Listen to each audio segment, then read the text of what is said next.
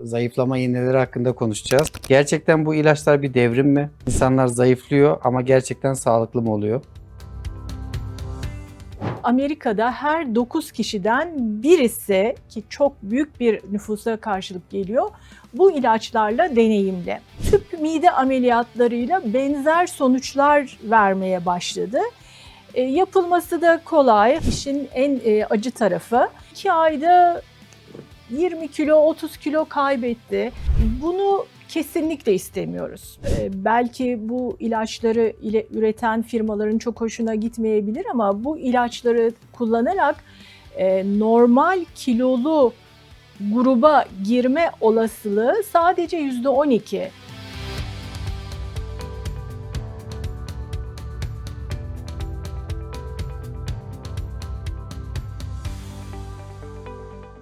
Herkese merhaba. Klinik sohbetlere hoş geldiniz. Bu haftaki konuğum değerli hocamız Profesör Doktor Deniz Duman. Kendisiyle bu zayıflama iğneleri hakkında konuşacağız. Neler geliyor başına bu iğneleri kullananların? Zayıflıyorlar mı? Sağlıklı zayıflıyorlar mı? Sonrasında bir sıkıntı yaşıyorlar mı? Bunların hepsini konuşacağız. Hocam hoş geldiniz. Çok teşekkür ederim. Beni kanalına davet ettiğiniz için. Yine güzel bir sohbet olacağını düşünüyorum. Evet hocam. Sizinle. Kısaca bir sizi tanıyabilir miyiz? Ben gastroenteroloji doktoruyum. İç hastalıkları ve gastroenteroloji. Hacettepe Üniversitesi'ni bitirdikten sonra Marmara Üniversitesi'nde uzmanlıklarımı, doçentliğimi, profesörlüğümü tamamladım. Şimdi kendi yerimde sana komşu durumdayım. Evet, ben de hastasıyım bu arada. Sağlıklı, artık sen hasta olma şeyini geride bıraktın. Çölyak problemi yaşamıştık. Şimdi hocam sorun kilo vermek mi yoksa doğru dokudan mı kilo vermek? Burada biz bugün bunu tartışacağız. Özellikle bu sarkopeni konusunu ve bu zayıflama iğneleri konusunu. İsterseniz önce bu son yıllarda herkes bu ilaçları konuşuyor. Kullanıyorlar da, benim tanıdığım da birçok insan kullanıyor ama yani gördüğüm zaman mesela adamlar evrim geçirmiş gibi geliyor bana yani.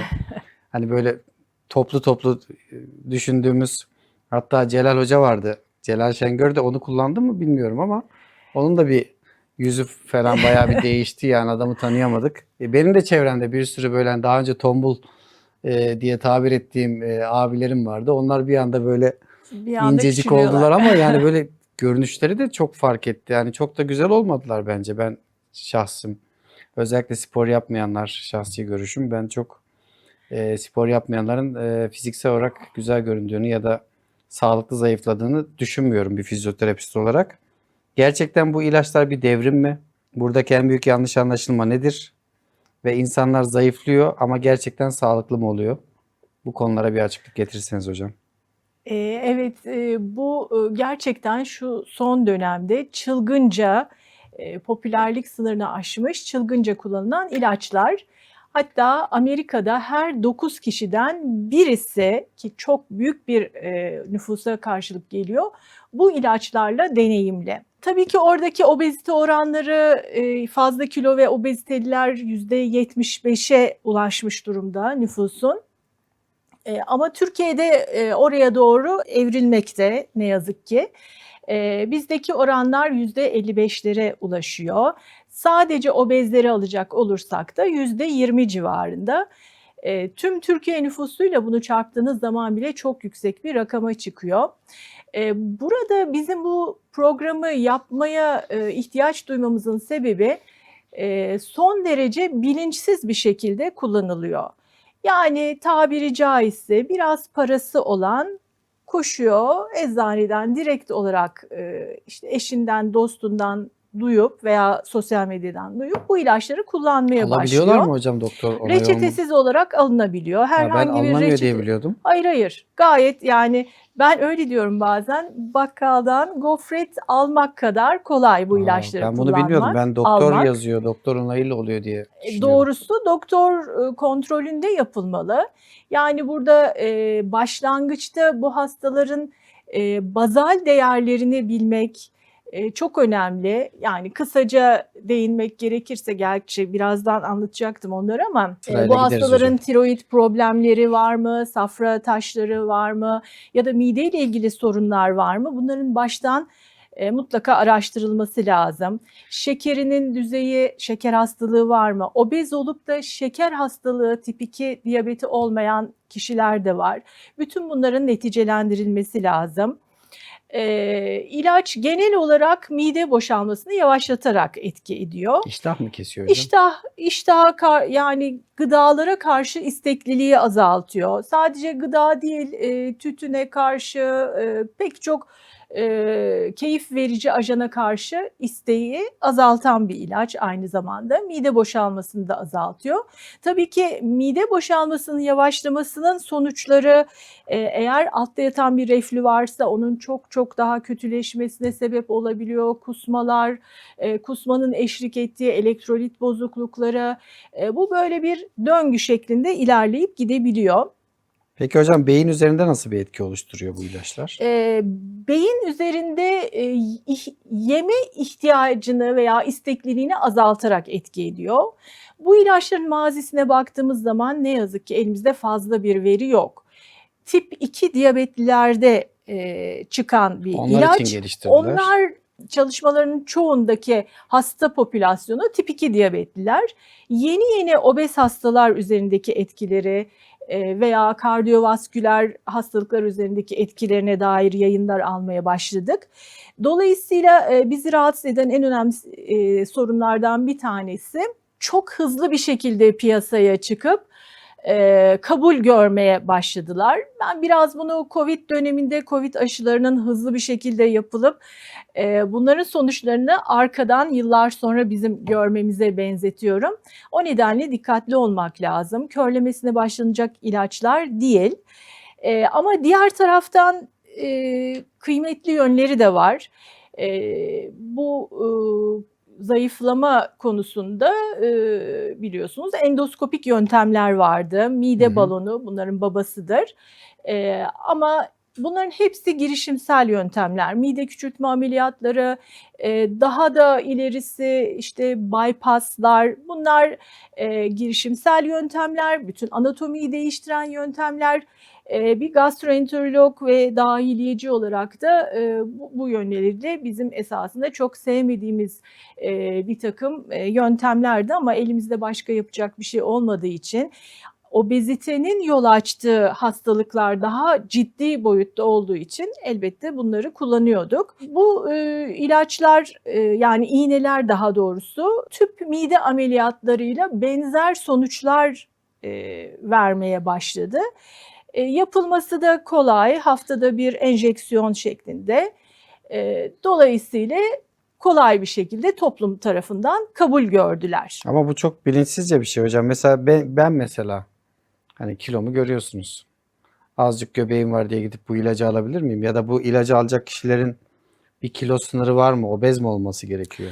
Evet, maalesef Herkes kullanıyor çünkü benim bu çevremde. estetik kaygılarla ilaç kullanma işin en acı tarafı. Sonuçta bunları her tarafta herkes deneyimliyor ama en fazla biz hekimler görüyoruz. Böyle göbek kalınlığına birazcık şey yapıp bende göbek var deyip bu ilaçları kullananlar ya da haftalık enjeksiyonları aylık yapanlar, dozları bölerek yapanlar, bin bir çeşit kullanımını görüyoruz. Orada da tabii belli bir kontrol olmadan kullanıldığı için değişik şekillerde kullanılıyor. Obez olmayan ya da fazla kilolu dediğimiz gruba girmeyenlerin bu ilaçları kullanmasını uygun görmüyoruz. Peki hocam. Buradaki sınır nedir diyecek olursan esasında fazla kilolu dediğimiz grup vücut kitle indeksi dediğimiz kiloyu boya bölerek bulduğumuz basit bir metrik. Bunun 20 ile 30 arasında olan grup ama bunlar içinde de 27 ve üzerine verilmesini uygun görüyoruz. Eşlik eden tip 2 diyabeti olması, karaciğer yağlanması, uyku apnesi gibi bulgular da varsa endikasyon oluşturuyor. Bazen bel çevresine de baktığımız oluyor. Dolayısıyla bu grubun üstü kullanabilir endikasyon dahilinde ama altındakiler sadece estetik sebeplerle bunu kullanmamalı. Tamam hocam. Teşekkür ediyoruz. Hocam şimdi asıl konuya geleceğim ben yavaş yavaş. Ama ondan önce bir şey daha soracağım. Bu ilacı kullanmadan önce hangi tıp branşına gitmeleri gerekiyor? Mesela size gastroenteroloğa gelebilirler, endokrine gidebilirler. Hangi branşlara Aynen. gidebilirler burada? Obeziteyle ilgilenen aslında pek çok Hı? dal var. Aile hekimleri olabilir, kendi bağlı oldukları aile hekimlerinden başlayarak dahiliyeciler, bu işe sadece obeziteyle ilgilenen dahiliye hekimleri var. Gastroenterologların sayısı maalesef az. Türkiye'de yaklaşık Hı 1200-1300 hı. gastroenterolog var. O nedenle bize ulaşmaları biraz zor olabilir. Ama tabii ki gastroenterologlar olarak biz de bu işin içindeyiz. Endokrin hekimleri, eşlik eden tip 2 diyabetleri varsa endokrin olabilir. Bu branşlara gidebilirler. Tamam hocam. Şimdi asıl konuya geliyoruz. Benim de biraz ilgilendiren kısım kas mı gidiyor, yağ mı gidiyor? Ee, Özellikle şimdi tartıda verdikleri kilo yağ mı, kas mı? Onu tabii ölçüyorlar. Onun cihazları var. Onlar da ne kadar geçerli bilmiyorum Ne tabii. kadar geçerli? Evet, Bir de yağsız vücut kitlesi tam olarak nasıl olmalı insanlarda? Hani orada ben çünkü benim gördüğüm hastalarda şu an şöyle hastalar geliyor. Zayıflama ilacı kullanıyorlar. Zayıflama ilacı kullandıktan sonra bel ağrısı, boyun ağrısı başlayan hastalar var. Diz ağrısı, kalça ağrısı. evet. Bunun da en büyük sebebi işte o sarkopeni dediğimiz olay. Oraya yavaş yavaş geleceğiz. Oraya detaylı gireceğiz birazdan. Evet. Burada kiloda neler gidiyor? Onları bize bir anlatabilir misiniz hocam? Şimdi kilo vermek maalesef sosyal medyada yanlış tanımlanıyor. Ben de sık sık rast geliyorum. İşte 2 ayda 20 kilo, 30 kilo kaybetti. Yanında böyle bir eski pantolonu, önceki giydiği Hı hı. pantolon, şimdiki hali. Böyle bir bunu başarı hikayesi gibi anlatıyorlar. Dolayısıyla insanların da şöyle bir beklentisi var. Birkaç iğne yapacağım, ondan sonra tığ gibi olacağım. Bunu kesinlikle istemiyoruz. Bir kere kilo almak nasıl ani bir şey değilse, kilo vermek de sakin bir şekilde yavaş yavaş Ve yapılması spor da gereken, yapmaları lazım değil mi? oraya da Bizimkiler geleceğiz. tembel çünkü yapmaz yani. Bizim Spor halkımız kolay kolay spora zaten meyilli bu değiller. aslında bir ekip işi. Yani kilo vermek tek bir hekimle olacak bir şey değil. Sadece diyetisyen, sadece işte bir hekimle bu ilaçları kullanmak da yetmiyor. Şöyle ki ilacı kullanırken belli dönemler var. Altın dönemler var. Ondan sonra zaten ilacın etkisi düz çizmeye başlıyor. Yayınlardan gördüğümüz kadarıyla 60. haftadan sonra kilo verme duruyor. Düz çiziyor. 60 hafta Evet, kullanan var ilk mı? 60 hafta yani uzun vadeli kullananlardan alınan veriler bu. Aslında tabii ki bu kısa kullanımlı bir ilaç değil. Yeri gelmişken ucuz ilaçlar hiç değil. Yani buna alternatif olarak iyi bir fizik egzersiz programı, diyetle birlikte çok daha ucuza da kilo verebilirler. Ama bizimkiler işte Biraz ilaç evet, kullanayım, ameliyat olayım, kolaya sabırsızca kaçayım. gidip Evet, o kolaya kaçayım. şekilde oturdukları yerden kilo vermek gibi bir beklentileri var. Şimdi 6 ayda aslında hedef veya kabaca önerilen 6 ayda ana kilonun %10'unu vermek. Şöyle düşünecek olursak mesela 120 kiloluk bir hasta 6 ayda %10 kilo vermeyi, 12 kilo vermeyi yani çok düşük buluyor. Bu kadar az ben diyor şöyle bir 60'a 70'e ineyim, incecik Hı olayım. hı. Bunu çok arzu, yani çok arzu değil, hiç arzu etmiyoruz. Çünkü ben genellikle bu örneği veriyorum. Yani bir balon, insan vücudu bir balon değil, küçücük bir iğne takıp pıs diye belli bir boyuta indirmeniz mümkün değil. Bütün hedeflenen yağ dokusundan kayıp tabii. O yağ dokusu eriyor, kana geçiyor. Yani en basit şekliyle anlatacak olursak ve karaciğerde süzülüyor. Karaciğerde detoksifiye ediliyor. Hızlı kilo verildiğinde mevcut karaciğer yağlanması bu hastaların büyük çoğunluğunda zaten var. Daha da kötü bir boyuta geliyor. Dolayısıyla kaş yaparken göz yarmak gibi bir şey oluyor. Yavaş yavaş kilo vermek lazım. Şimdi seninle benim branşımın tam kesiştiği noktaya geliyoruz. Sarkopeni. Bu kilo vermeyi yağ dokusundan vermek istiyoruz. Kas dokusundan değil. Yani aç kalmak çözüm değil. Aç bırakırsanız illaki kendinizi aç bırakırsanız kilo verirsiniz. Ama verdiğiniz kilo sizin en kıymetli dokunuz olan kas dokunuzun kaybı olacak. Ve bu kas kaybı, sarkopeni diye bizim söylediğimiz kayıp, hücrelerin ölmesi değil, hücrelerin fonksiyonunu kaybetmesi. Bunu en kolay şöyle anlayabiliriz. Yorgunluk hissi oluyor, sandalyeden kalkarken zorlanıyorlar, merdiven Fonksiyon kaybı. çıkarken zorlanıyorlar. Kas gücü gittiği zaman her şey çok daha zor oluyor. Eski enerji, yani enerji denilen şey aslında kas gücü. İşte onu kaybediyorlar hocam. Onu kaybettikleri zaman bütün her şey zincirleme kötüleşiyor. Evet, daha zayıf bir prepozisyona Ama sağlıklı dönüşüyorlar görünmüyor. ama sağlıklı değil, sağlıklı da hissetmiyorlar. Hocam burada bir araya girebilir miyim? Şimdi her kas kaybını biz sarkopeni olarak aslında tanımlamıyoruz. Burada kas gücü, kas fonksiyonu onlara da bakıyoruz. Mesela bir kişi kastan kaybetmiş olabiliyor ama fonksiyonu devam ettiriyorsa Evet.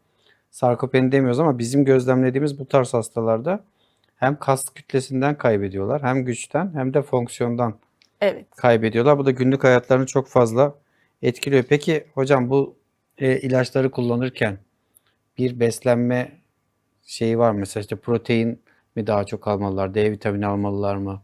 Hani nelere dikkat etmeliler? Kasta Evet. sarkopeni Kası, olmaması açısından, egzersiz dışında. Kası korumak için bir kere proteinden zengin yemeleri lazım.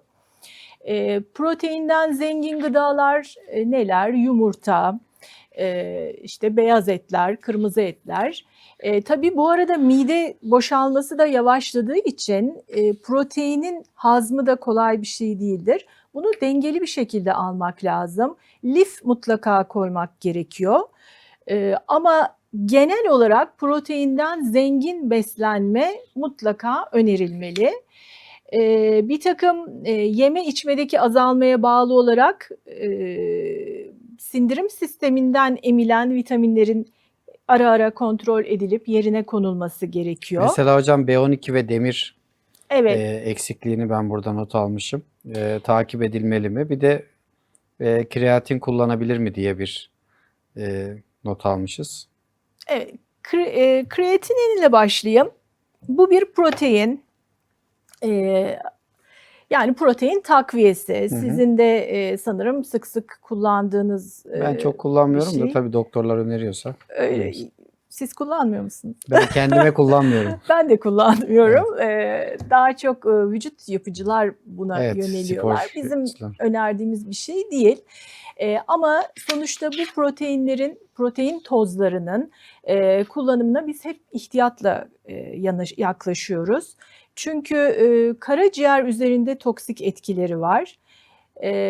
Bu tür protein takviyeleri tüp mide ameliyatlarında verilen işte sıvı protein çözeltilerinden ziyade doğal protein kaynaklarını kullanmalarını öneriyoruz. Bir de erkekte östrojeni arttırıyor diyorlar. Böyle memeleri falan büyüyor bu toz kullananların. Evet, Yani o bir yüzden takım ben hiç yaklaşmadım oraya steroidlerin hocam. aldosteron etkileri olabiliyor. Bizim de önerdiğimiz bir şey değil.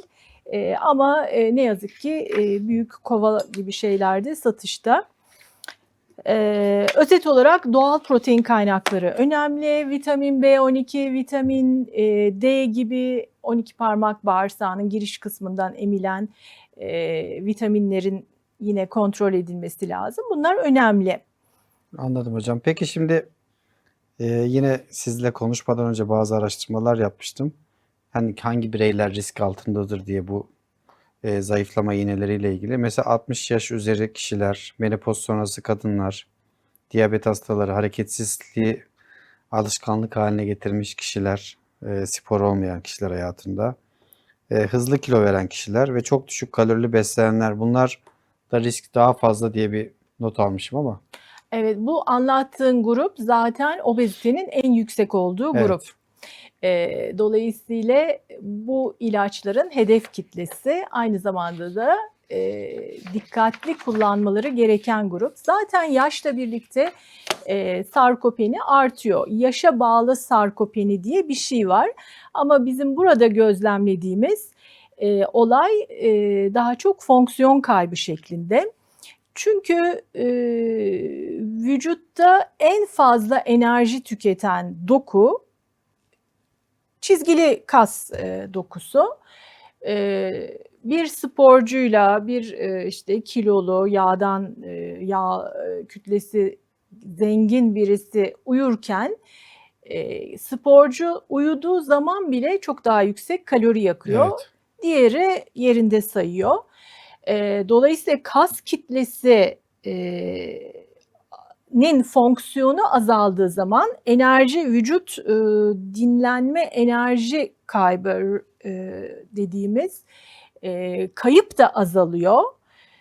Buna bağlı olarak sürekli bir artı kaloride gidiş durumu oluyor. Hı hı.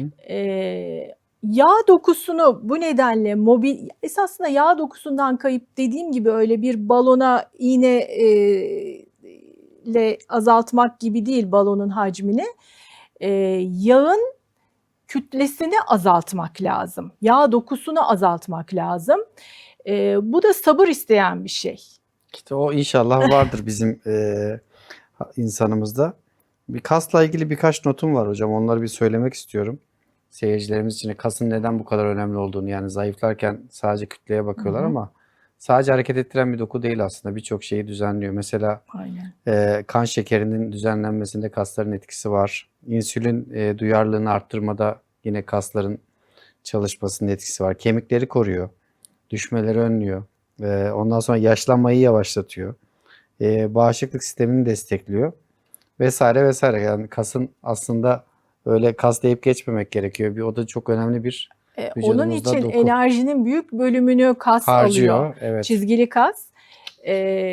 Onun kaybı dediğin gibi iskelet sisteminin bozulmasına, onun da kaybı zincirleme bir sürü size hastaları yönlendireceğim sebeplere dönüşüyor. Şu ana kadarki olan bölümü özetlemek gerekirse ilacı kullanmak tek başına tedavi değil.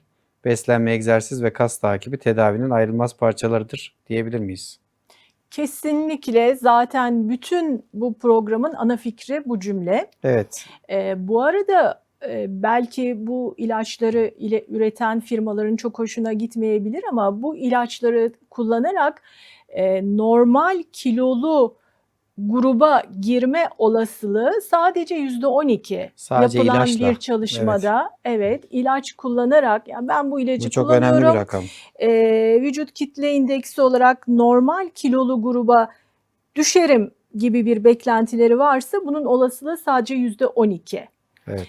Dolayısıyla mutlaka fiziksel aktivite, bu fiziksel aktivitenin detaylarını da ben senden öğrenmek isteyeceğim. Evet. Hep sen bana soru sordun ama işin uzmanı olarak ne gibi aktivitelerde bulunmalılar? Uzmanından bunları da öğrenmek istiyoruz ki ben de hastalarıma bu videoyu önereyim. Bunu izleyin, buradan nasıl yapacağınız konusunda bir temel alın. Bir egzersiz videosu izleyenler için söyleyelim. Bir insanda olması gereken özellikle gluteal kasların güçlü olması, işte abdominaller, kol kasları hepsini çalıştıracak böyle basit bir program yapacağız. Böyle bir Bu ilacı videoya, kullananlar her gün kapsül yapsın. bilgiye o kadar çok ihtiyaç var ki internete girildiğinde çılgın gibi binlerce öneriler var, egzersizler var. Ama kas gruplarına göre temel olarak neler yapmaları gerektiğini, bu ilacı yani zayıflamaya yardımcı iğneleri kullananların ne hareketlere dikkat etmeleri gerektiğine çok ihtiyaç var. Biz onu hazırlayacağız hocam. Şöyle Süper. hazırlayacağız. Obez birisini düşünerek, hani onların da yapabileceği alternatifleri sunarak hazırlayacağız. Mesela squat'ı desteksiz göstereceğiz ama zorlanıyorsanız işte duvarda göstereceğiz. Bunu da yapamıyorsanız şöyle yapabilirsiniz gibisinden 2-3 alternatifli bir videomuz Bu olacak. çok önemli bir konuya değindin. Şimdi biz hep söylüyoruz işte mutlaka fizik aktiviteyi de ekleyin. Evet. Esasında bizim de burada bir eksiğimiz var.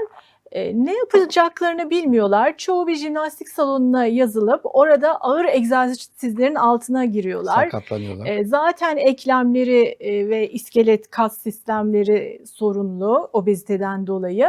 Ondan sonra sakatlanma oluyor. Bu sefer hiçbir şey yapamıyorlar. Hiç aktivite yapamıyorlar.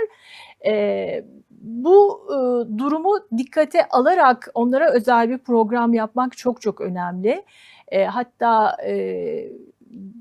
belki şimdi personal trainer deniyor. Bu tür eğitmenlerin de bilgilendirilmeleri çok çok önem arz ediyor. Evet, ona göre bir video hazırlayacağız hocam. Bir iş daha çıktı bize. Bir iş daha çıktı. Şimdi Ama çok güzel bir şey evet, olacak. hızlı soru cevabımız var hocam. İlacı bıraktığımızda kilo geri gelir mi? Sosyal medya soruları. Çok güzel bir soru. Maalesef geri gelir diye bir son belki cevabı baştan söyleyeyim. Çünkü piyasada işte tirzepatit ve semiglutit adında 3 tane iğne var. Hı hı. Tabii endüstri bu konuda çok para harcayıp çok büyük çalışmalar yapıyor. İşte yakında bunun tablet formunu da üretmek üzereler ve tabii ki bunun karşılığını da maddi olarak alma beklentisi içindeler.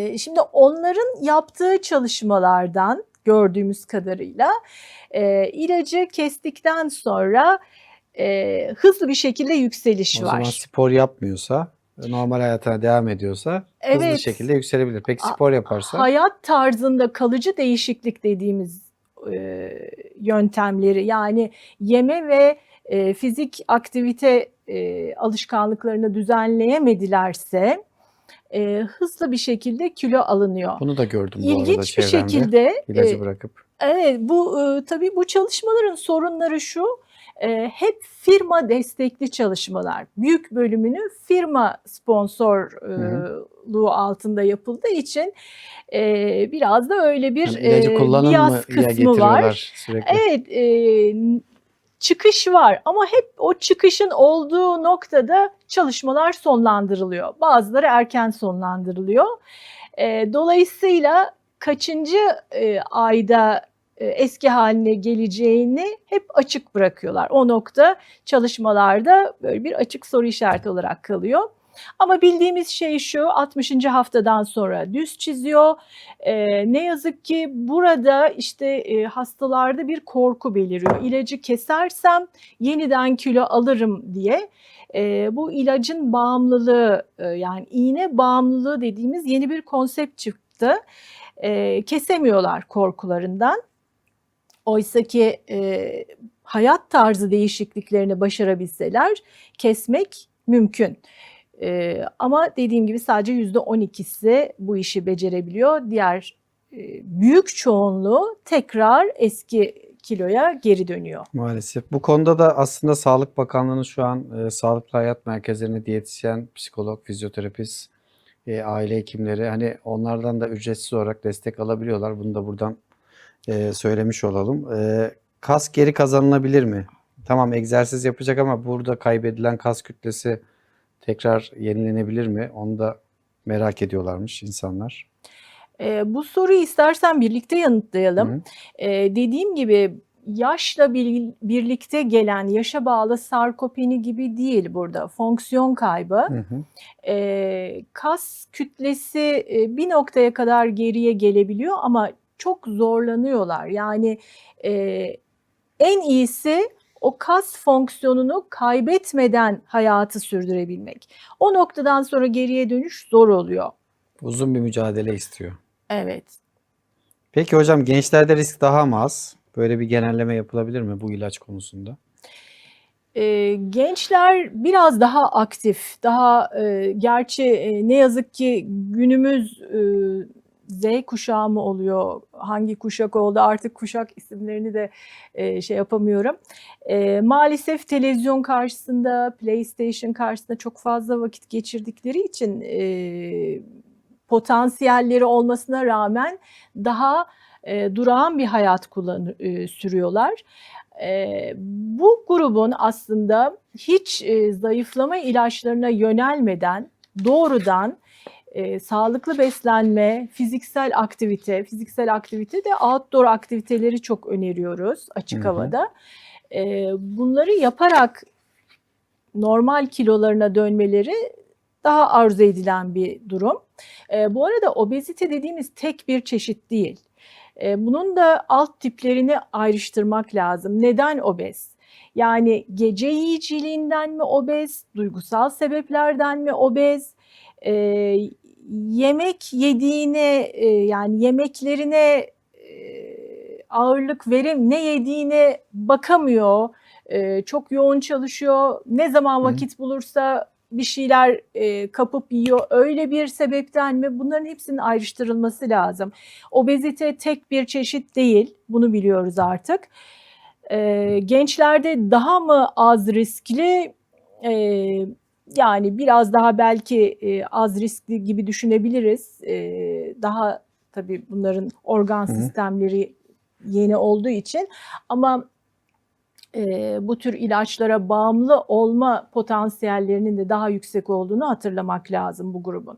Peki hocam, final sorusu. Gelecekte obezite tedavisinde başarının ölçüsü sizce kilo kaybı mı? Yoksa korunan kas kütlesi ve fiziksel performans mı? Çok çok güzel bir soru sordun. Kesinlikle tek başına kilo kaybına odaklanmamak lazım. Hızlı kilo kaybı hiç makbul olan bir şey değil. Hatta benim çok sık kullandığım bir cümledir bu. Eğer hızlı kilo kaybedip bunu hızlı bir şekilde alıyorsanız hiç kaybetmeyin. Vücudunuza bu stresi hiç yüklemeyin diyorum. Olduğunuz gibi aynı kiloda kalın, daha iyi. Önemli olan sağlıklı kilo kaybı, yani kas iskelet sistemini koruyarak kilo kaybı. Bu noktada dediğim gibi sizlere çok büyük iş düşüyor. Sizin vasıtanızla tüm spor aktivitesi eğitmenlerine de çok büyük iş düşüyor. Evet, bununla ilgili de özel bir video hazırlayacağız. Deniz hocamız bize yeni bir video başlığı önerdi. Hocam teşekkür ediyoruz. Ben çok teşekkür değerli bilgiler ederim. verdiniz. Bu kadar yanlış kullanımın ve popülerliğin çılgınlıkla karıştığı bir noktada müdahale etmeme yardımcı olduğunuz için. Ne demek hocam? Teşekkür ediyoruz. Bir sonraki bölümümüzde görüşmek üzere. Sağlıkla kalın.